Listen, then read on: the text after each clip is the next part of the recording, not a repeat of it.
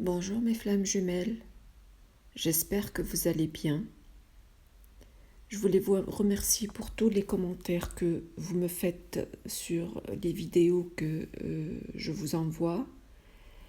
Vos commentaires sont très constructifs et je vois que la majorité des abonnés sont déjà en conscience et ont bien cheminé. Donc bravo, courage et continuez. Sur cette vidéo, j'ai voulu vous parler du parcours du runner et de ses différentes phases.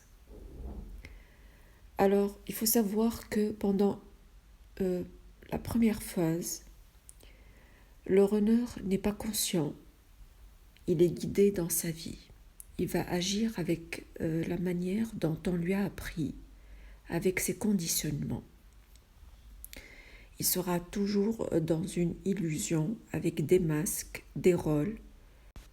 Après cette première phase et avant la rencontre avec sa flamme jumelle, le runner commence à se poser quelques questions.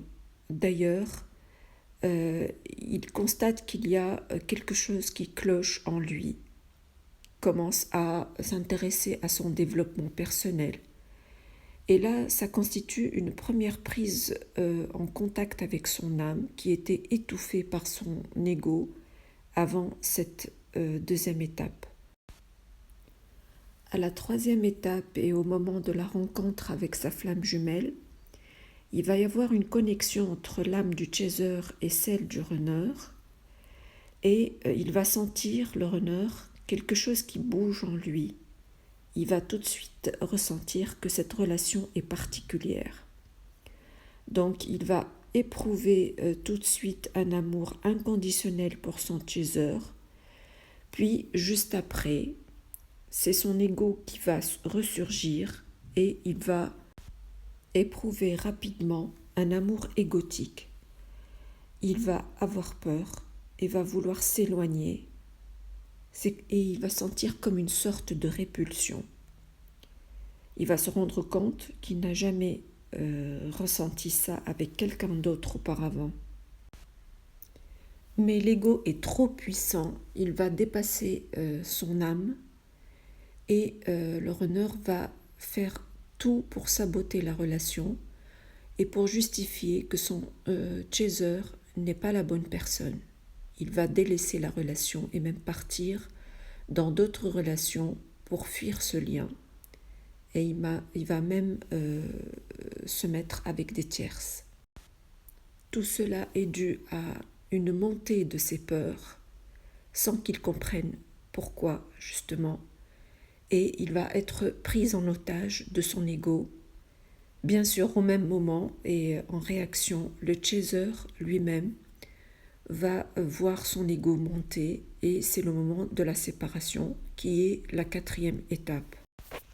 Le runner dans cette étape va fuir en abandonnant son chaser ou trouver des excuses pour partir. D'ailleurs, il va fuir même les discussions avec son chaser.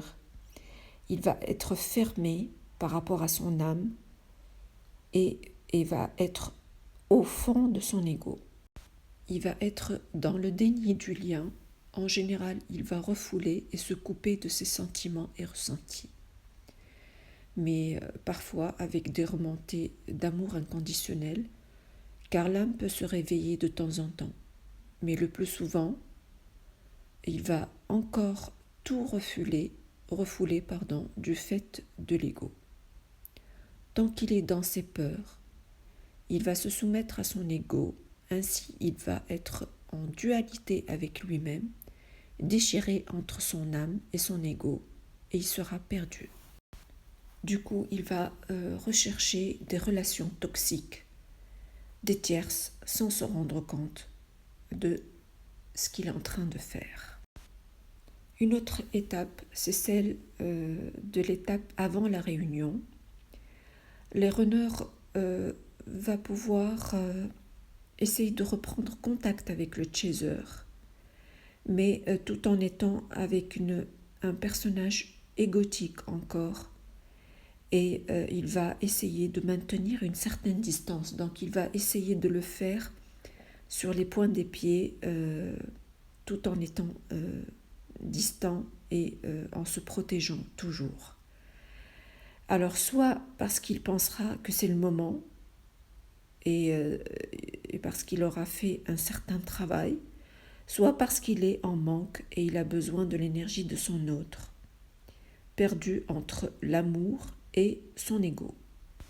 Pendant cette période, les échanges seront un peu compliqués.